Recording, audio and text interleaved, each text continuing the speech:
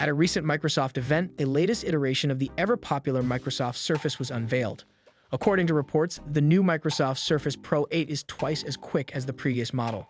The display was increased to 13 inches by shrinking the bezels on the sides of the screen, making it the largest Surface yet. A 120Hz refresh rate is available as an add-on. The two standard USB ports were also removed, leaving only two USB-C connectors. Of course, the headphone jack was kept. Every Surface device I've tried has had a premium feel and appearance. Since Microsoft has always developed premium Surface designs, dramatic design changes have been slower from generation to generation, because it hasn't received a design change outside of ports since its launch in 2015. The Surface Book has taken the brunt of this criticism. While Microsoft should not attempt to fix what isn't broken, PC technology advances at a breakneck pace. The Surface Pro 8 is a much-needed design refresh for a model that had begun to seem dated.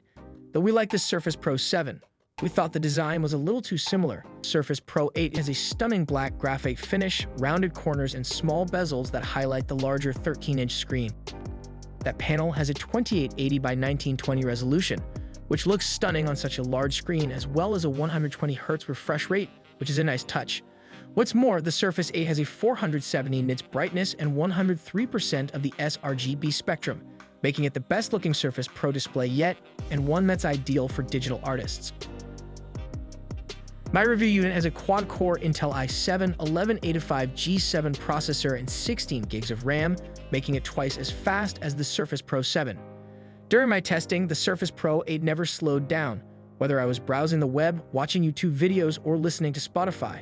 The 2-on-1's excellent performance is undoubtedly due to the built-in Windows 11 operating system. The Surface Pro 8 received a score of 5,347 in the Geekbench 5.4 overall performance test. This is lower than the Dell XPS 13, which received a score of 5,639 and nowhere near the 7,298 score of the M1-powered iPad Pro. Unfortunately, gaming on the Surface 8 Pro was not that enjoyable. I downloaded Scarlet Nexus using the built-in Xbox software on Windows 11, with the hopes that it would be a simple game for the Surface Pro 8. It wasn't the case. The game struggled to attain 30 frames per second right away. Only by dropping the resolution to 1440p and setting all graphics to medium was I able to achieve a consistent 60 frames per second. If you're considering the Surface Pro 8 as a tablet for creative work, we're happy to report that this model has the best battery life to date. Anyone planning on taking this tablet out with them for on-the-go drawing will be relieved to learn that the battery lasts an impressive 8 hours with continuous use, a far cry from the few hours that the 7 could provide on a single charge. The speakers of the Surface Pro 8 are hidden beneath the top bezel. Audio quality on mobile devices is hit or miss, sounding thin and flat in certain cases. While the audio on the Surface Pro 8 isn't particularly outstanding, it is adequate for this type of tablet. The audio from the Surface Pro 8 is crisp and clear when the volume is kept below 75%. Whether it's a YouTuber speaking from their studio or a video game with loud explosions and soundtrack, this is true. The bass isn't bad, but it's not great either. When it's turned to maximum, the audio quality drops and everything becomes a confused mess. In most cases, keeping the audio volume between 50 and 75% is sufficient. Two Thunderbolt 4 ports, the Surface Connect connector, a headphone jack, and the Surface Type cover port are among the new ports on the Surface Pro 8. When compared to other 2-in-1 laptops and desktops that run Windows, it's easy to dismiss the Surface Pro 8's ports. This tablet has a lot of ports for a tablet. In comparison to its Apple counterpart, the iPad Pro, the Surface Pro 8 includes one additional Thunderbolt 4 port, headphone jack, and docking port. Thunderbolt has been one of the most glaring omissions from Surface devices in recent years, and it's finally here. We just talked about Iris Xe's inbuilt graphics power, but Thunderbolt 4 let you to connect an external GPU if you desire. Despite the fact that it'll probably be hauling around a dongle with USB Type-A, HDMI, and other accessories, the Surface Pro 8's port selection is what I'd expect from a tablet.